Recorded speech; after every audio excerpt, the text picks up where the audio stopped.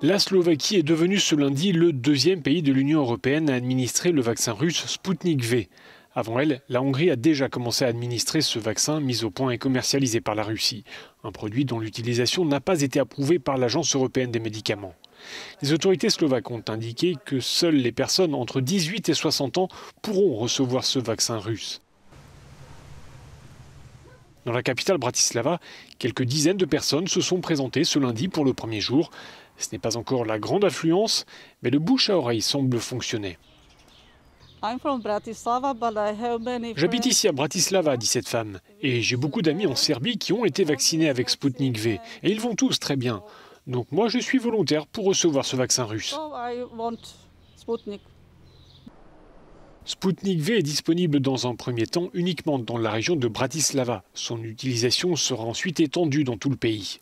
Au-delà de l'efficacité médicale de ce vaccin, son usage en Slovaquie est à l'origine d'une crise politique. Cet hiver, le Premier ministre avait décidé de commander des doses de ce vaccin russe sans concertation avec les membres de son gouvernement.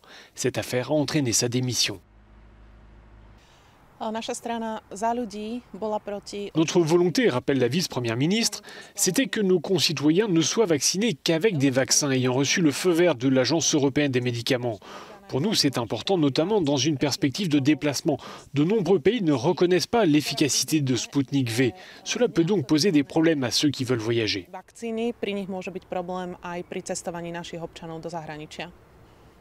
Alors, si le gouvernement émet des réserves, comment se fait-il que ce vaccin soit quand même utilisé ?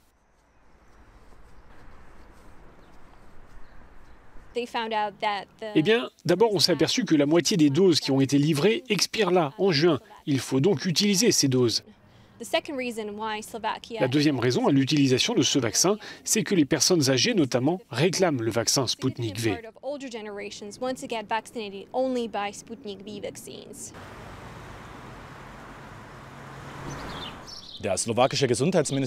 Le gouvernement slovaque s'attend à ce qu'environ 80 000 personnes soient vaccinées avec Sputnik V.